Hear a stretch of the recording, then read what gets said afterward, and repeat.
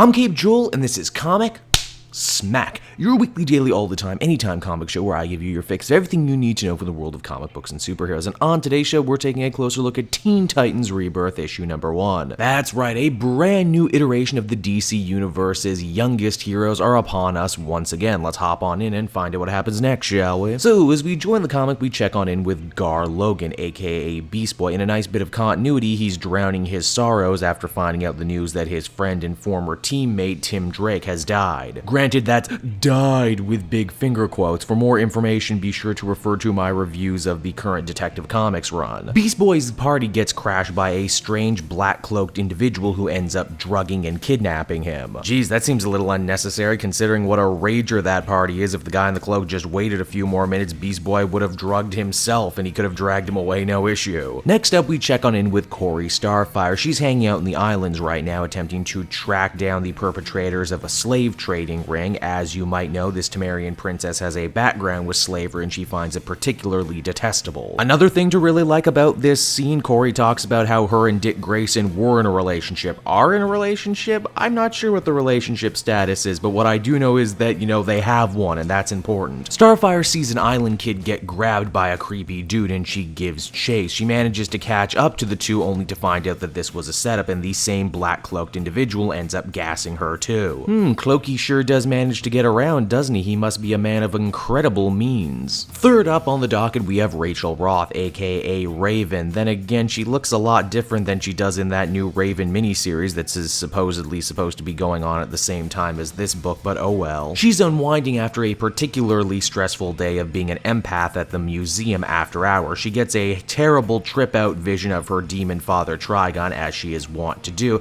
and then gets tranked by the cloaked guy. Clokey even gets particularly snarky when dealing with Raven, saying that you would be the most powerful of all of them if only you weren't so damn fragile. This mystery assailant is clearly some manner of collector, and he only has one person left on his to-do list, and that turns out to be Wally West, Kid Flash. Okay, make that new TV show equivalent Wally West, not to be confused with his cousin, older redheaded Wally West, who is from the old universe and who is currently a member of the Titans team. Wally probably ends up getting more internal monologue than just about anyone else in the comics so far. He talks about how he was a bad kid, had a rough start, but now that he has superpowers, he's looking to turn stuff around for the better. Even if that means some people don't trust him. He stops a store from getting robbed, only for the store owner to blame him when he sees him coming back with the bag. Later that same day, when Wally wants some time alone to further test out his Speed Force powers, he tries to save a guy from getting hit by a train, only to find out that it's a dummy with, you guessed it, more knockout gas. When all of our heroes end up coming to, they're being held hostage in some sort of giant machine that not only holds them in place but also negates their super abilities. What dastardly foe could be behind this? Who would have the time, the resources, and the ability to capture this many superpowered individuals? Well, as we find out, it's not actually a villain at all. It turns out to be Damian Wayne, current Robin, son of Batman, and the would-be new leader of a Teen Titans team, only he didn't have a team, so he just kind of kidnapped one. Yeah, Damian may have some amazing ninja skills, some amazing crime-fighting skills, social skills, though